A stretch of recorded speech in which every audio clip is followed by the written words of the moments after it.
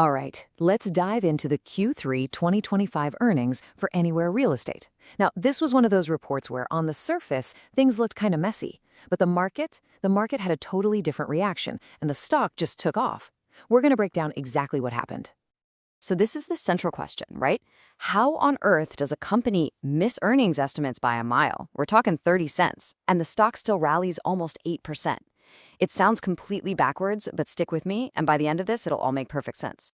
Okay, first things first, let's decode the headline numbers from the quarter, because you had these two big metrics telling completely different stories. And understanding that conflict is really the key to the whole thing. And here it is, plain as day. Look at that contrast. GAAP earnings per share came in at a loss of 12 cents. The street was expecting a profit of 18 cents. That is a huge 30-cent miss.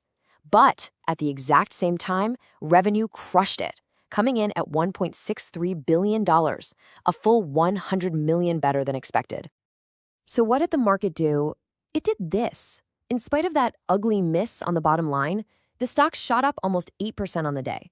So clearly, investors were looking right past that headline gap number and focusing on something else entirely. Which leads us to the most important question. If revenues were so good, why were the earnings so bad?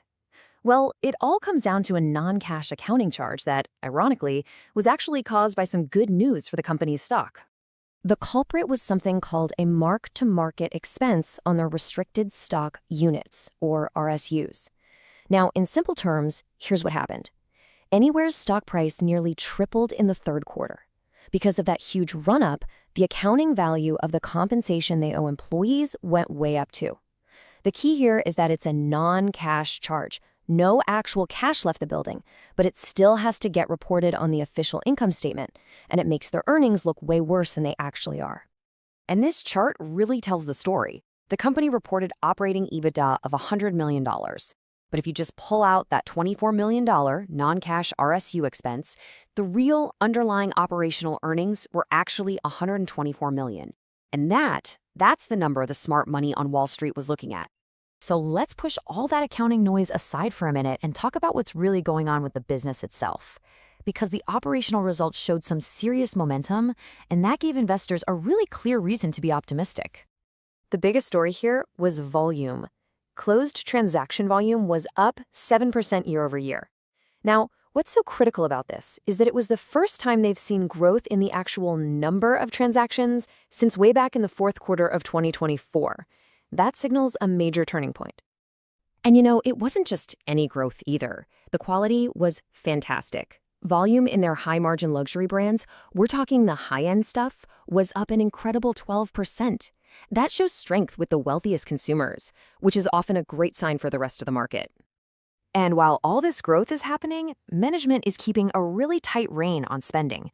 They confirmed they're still on track to hit $100 million in cost savings for 2025. That shows they're focused on profits, not just growing for growth's sake. And the CEO, Ryan Schneider, he really hammered this point home on the earnings call.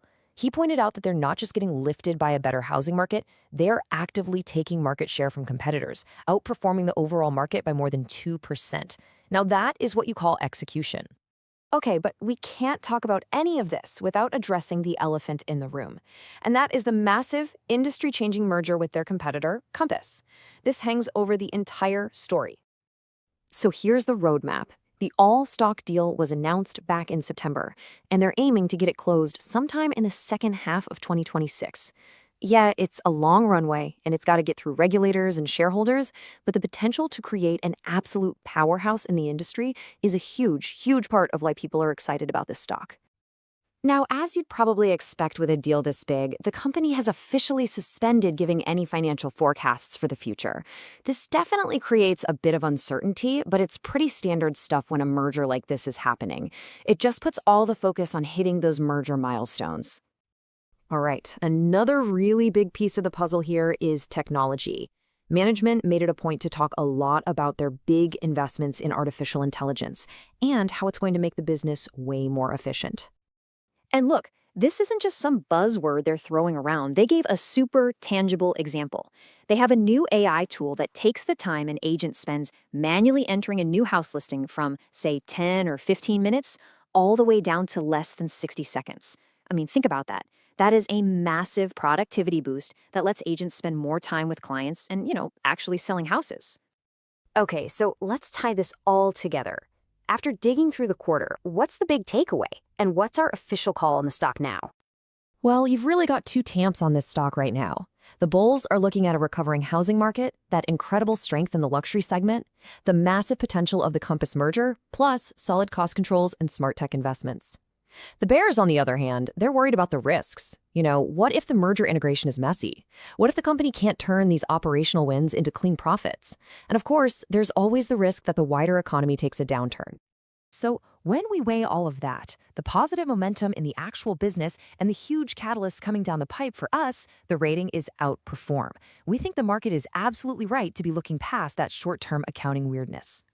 And this final thought really just nails it. That 8% jump in the stock wasn't crazy. It was the market basically saying, we see the business is getting better right now, and we're willing to bet on the massive potential of this merger in the future. So for the next call, our forward-looking trade idea, it's all about that merger. An interesting play here could be to own the stock to ride the current momentum, but then use the options market to place a more targeted bet on the deal getting its final approval. It's a way to really position yourself for what could be the single biggest pop in the stock's future. And as always, just a quick reminder, this content is for informational purposes only. This is not financial advice.